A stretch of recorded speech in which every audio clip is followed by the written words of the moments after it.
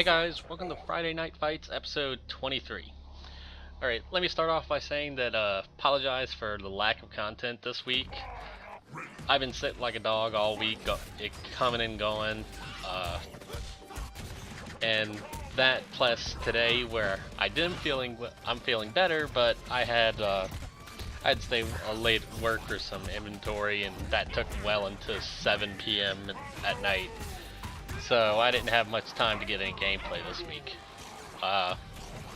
But either way, I was waiting for Spinal to come out for Killer Instinct all week.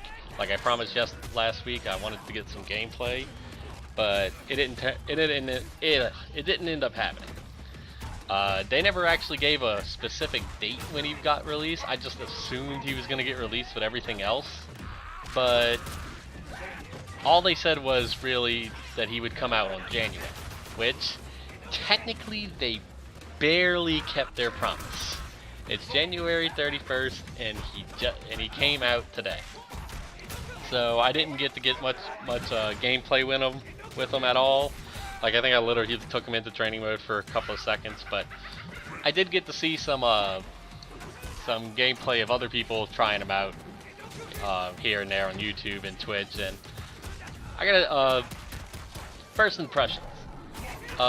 First thing, I used to hearing what he can do. I used to be very terrified of this character, but actually seeing him in action, he doesn't look that bad. He actually seems a little pretty tame. I mean, the only time he really looks like he's super dangerous is when he's got his skulls and he can start his fireball pressure with teleports. But besides that, all he's got is the charge seems okay. His pokes are long, but they seem kind of slow. So I don't know, it's an interesting character. So he doesn't really look that dangerous right now. I mean, hell, he doesn't even have a cross up, it looks like. So even having the dive kick, you can't even get that dive kick or cross up mix up, you know? So it's not really that scary. Like this is only first day, few hours of seeing him played. I've seen like 3 matches. So this is with a grain of salt.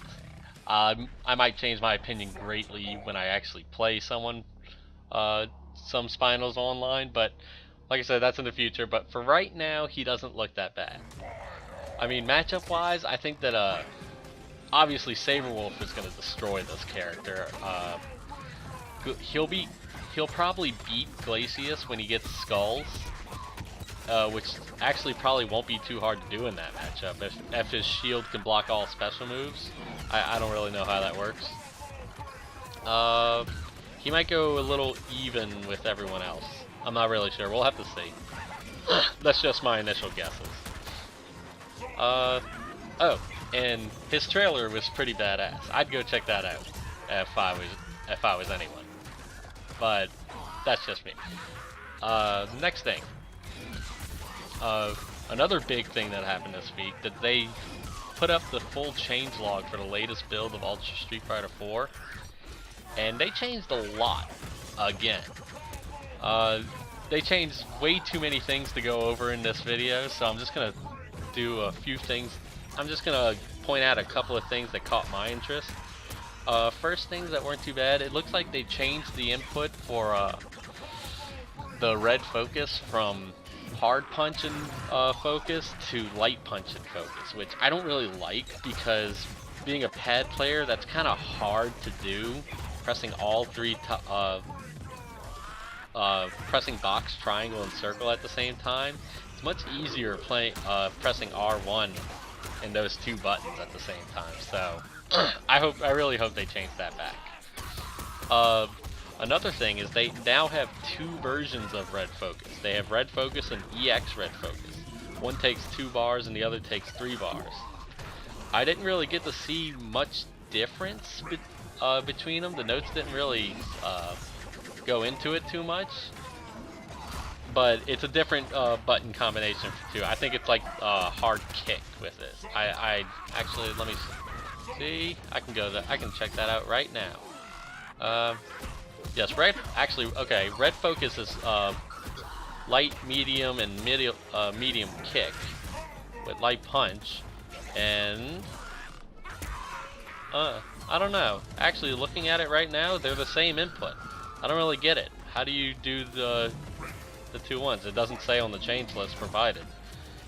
I don't know. Maybe it's a oversight. Maybe it's a mistake. Who knows?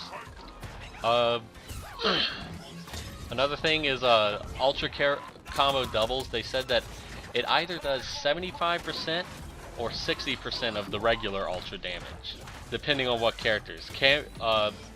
Right now, the characters that do 60% with the doubles are Zangief, Cammy, Fei Long, T-Hawk, Makoto, Hakan, Dalsum, Rose, Akuma, E Honda, and Hugo. And everybody else does 75%. I guess it's because those characters have the better, different ultras. Like a lot of characters, whatever ultra you pick, you're still going to use the same one in a combo, but Zangief is a little powerful that he can cover both the ground and the air with them, so I can see why they do that. I don't really see Cammy or Fei Long because counter ultras suck, and it doesn't seem like Capcom wants to admit that. But either way, besides that, it looks like there's been nerfs all across the board. Like most characters, I think more, like 60% of the cast or more got more nerfs than they did buffs, which is kind of, it makes me sad. It makes me sad. I'm one of the other people that believe in just give them buffs and let them fight it out. You know, try to buff the other characters instead of nerf the higher characters. But then again, I play as Cammy, so my opinion doesn't really matter, does it? Because she's still pretty nerfed right now. But even characters that were buffed in the previous builds have been nerfed again, like Vega and Chun-Li are two people really complaining about it. But you can check that all out in the change list. I'm not going to go too much into it. One thing, however, I will go into is that one big nerf across the board is that FADC uppercuts that get FADC forward dash all have been nerfed.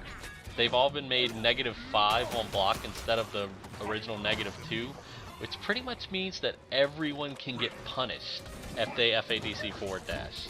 So it's not free pressure anymore. I'm not too sure about this one. I can understand it. It makes the game less noob friendly. It gives you more to think about.